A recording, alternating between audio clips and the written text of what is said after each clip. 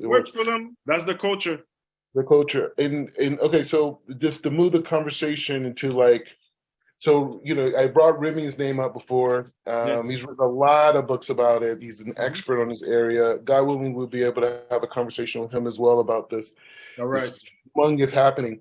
Now, one of the things is that there's many historians that talk about. There's a famous African king. It's named Muhammad Bello. Have you heard about?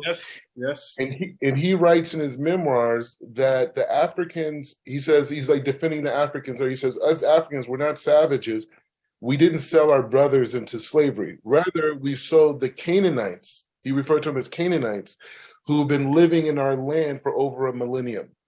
So that as a point, many discussions around this topic, one of the most biggest and you say juiciest concepts is this idea that many Igbos were sold in the transatlantic slave trade.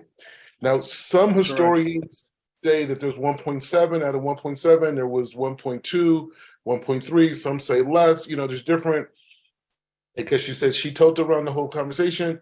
What did you get from the ground from the people there? Good question. So I spoke to some people who are descended from what they call Aru, the Aru men. And they explained to me that most of those slaves who were sold were from the Aru people, which is a group among the Igbos. The second thing they said to me was that in the first generation, they were trading, just doing different types of trade with the Europeans, and then they were duped. They were taken as slaves by the Europeans, and then this system was developed where the Aru were the ones doing the slave trading with the Europeans, the Aru, among the Igbos. And so the reason why there's a lot of controversy around this is because everyone speaks about the Aru being responsible for the slave trades. But if you are from that group, you don't want to acknowledge the fault of your ancestors. So that's why there's this debate. Some are saying yes, and others are saying, no, it's not that, it's not this, because there's this pushback. It's the blame. No one wants to take the blame. I was just speaking today. I speak on a daily basis with Omanana defenders. We have a group for many years now, and we were talking about this very same issue today, this afternoon, before this interview, and how this one particular group of Igbo say the Aru need to ask for forgiveness for what they did by selling off so many slaves. I'm not going to get into that debate. I'm just transmitting the information that I received. Yeah. So on that point, in North America, going off of how Halachic rulings and decisions come about, over 100+ years in America, there has been, Blacks, African Americans, Negroes, whatever term you want to use, that have said, hey, our tradition is that we're part of these lost tribes. They develop when they're able to have religious freedoms, because there was a time where Blacks were not allowed to have religious freedoms.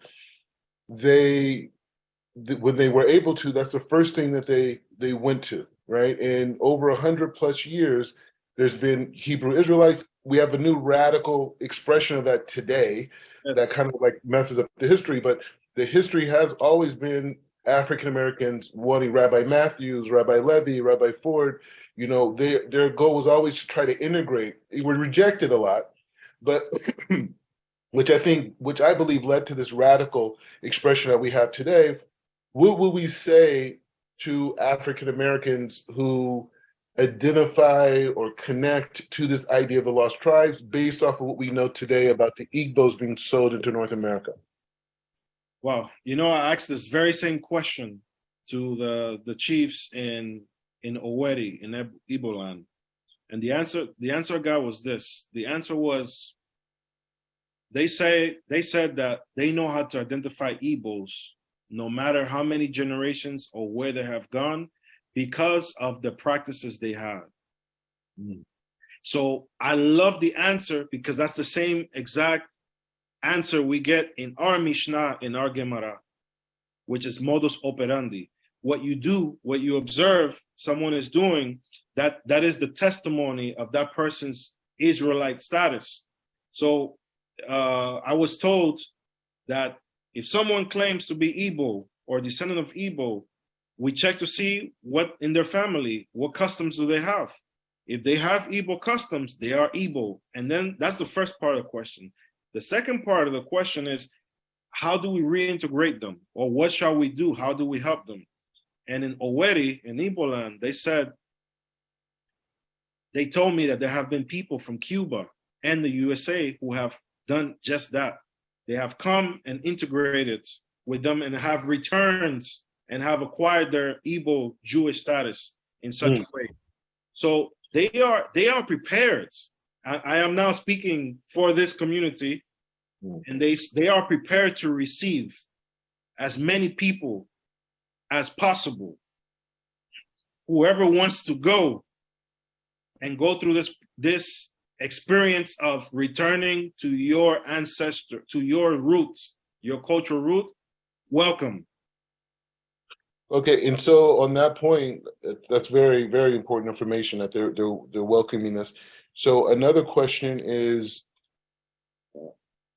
the people who came to North America were under the context of distress, right? And for generations, they were forbidden to practice any other type of spirituality other than, what they received on plantations in many cases. Right. A lot of it was Christianity.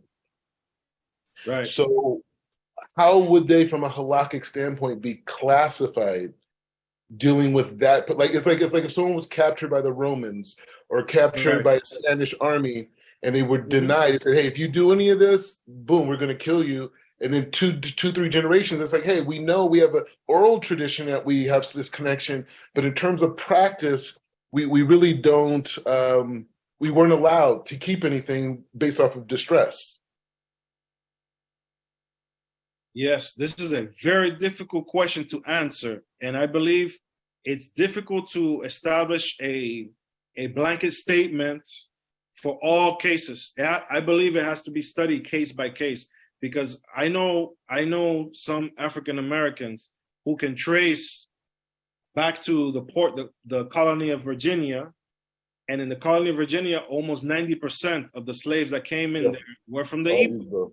Yeah. So if someone is able to trace by genealogy to those slaves that came in, and also trace that they were marrying Igbo among Igbos, because that's another thing. Igbos don't marry outside of their culture.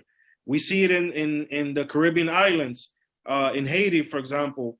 The slaves there who were from the Igbo didn't want to mix with the other African slaves. They didn't mix because they were not circumcised.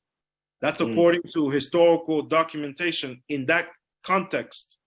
But in the context of the United States, we have to, before we can even tackle the halachic ramifications of this, I believe we need to do the anthropology and the history first. I haven't done that. I'm not an expert in that. So we learn from our teachers to say, when you don't know something, say you don't know. So I'm not an expert when it comes to what's happening in the United States. I know the Caribbean very well. I know those sources because I've studied them for my PhD and my master's, and in what's happening in Brazil as well, and in Suriname and these places.